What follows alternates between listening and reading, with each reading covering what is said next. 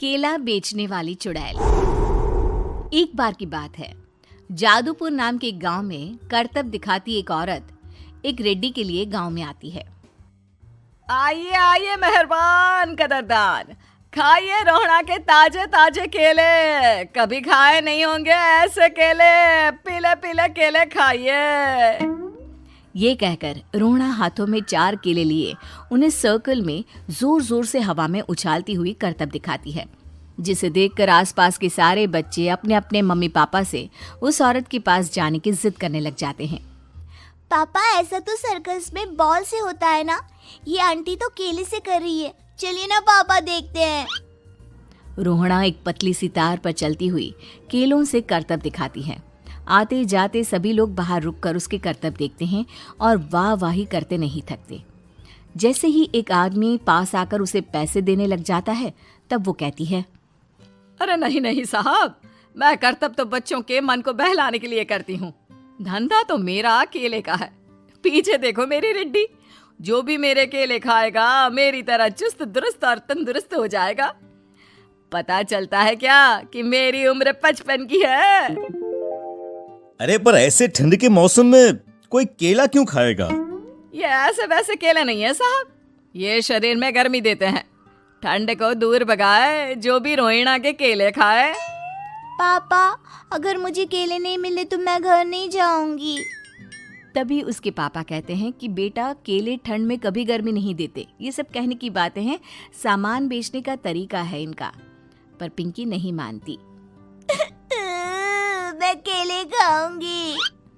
पिंकी की जिद के आगे नत्थू हार जाता है और उसे केले खरीद कर दे देता है। पिंकी खुश होकर केले घर ले आकर खाती है। अब मैं भी करतब करूंगी, कितना मजा आएगा। जादुई केले। पिंकी पहला केला खत्म भी नहीं करती कि वो बेहोश हो जाती है। दूसरे केले से एक काला धुआं आता है और रोहड़ा चुड़ैल बनकर बाहर निकल आती है। मेरे भूतिया केले बच्चे न खाए, ऐसा हो ही नहीं सकता। जादूपुर वालों, कब तक बचोगे?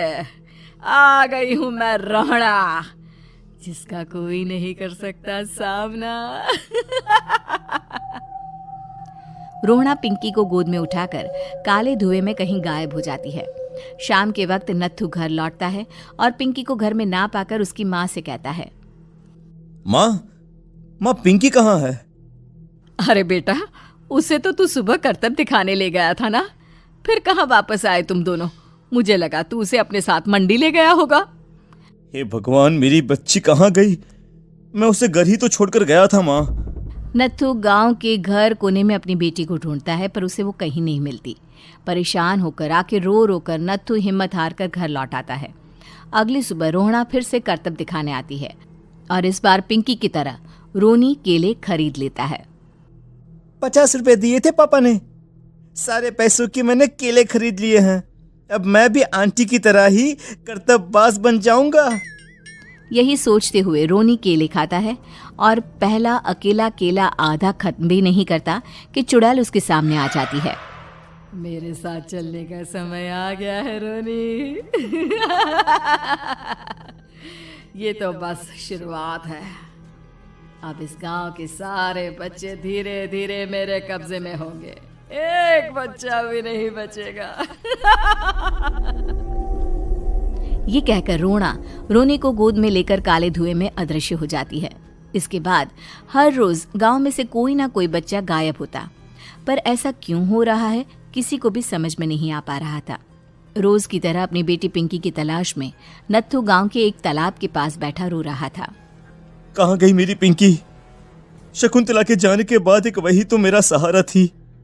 अरे उसकी आत्मा कोस रही होगी मुझे कि मैं अपनी बच्ची को संभाल भी नहीं पाया।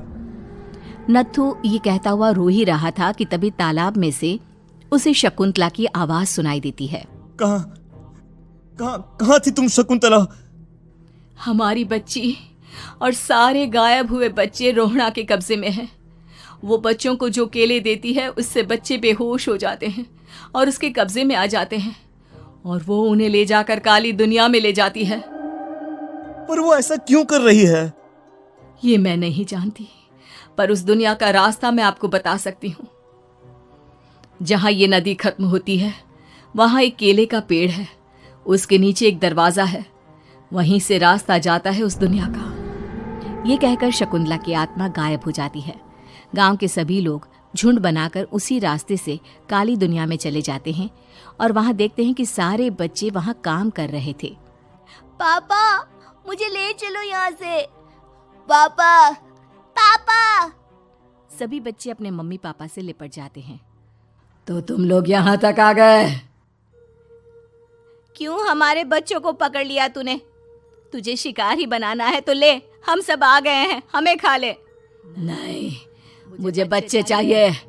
मेरे बच्चे के बदले तुम लोगों के बच्चे। क्या मतलब? मैं इसी गांव में रहने वाली एक औरत थी। केले की चोरी के इल्जाम में मेरे बेटे को गांव वालों ने इतना मारा कि वो मर गया। उसी दिन मैंने ठान लिया कि गांव वालों का भी वही हाल करूंगी।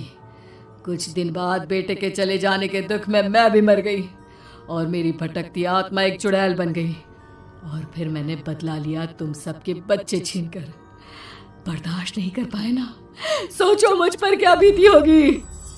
हमें माफ कर दो रोना। पता नहीं ये किसकी गलती थी, पर हम सभी माफी मांगते हैं। हमारी खुशियां लौटा दो, तुम भी तो एक माँ हो। गांव वालों की बात सुनकर रोना का मन पिघल जाता है और वो बच्चों को छोड़ देती है। उसके बाद काली दुनिया बच्चों के लिए जादुई दुनिया बन जाती है। अब कोई भी कभी भी वहां आ जा सकता था।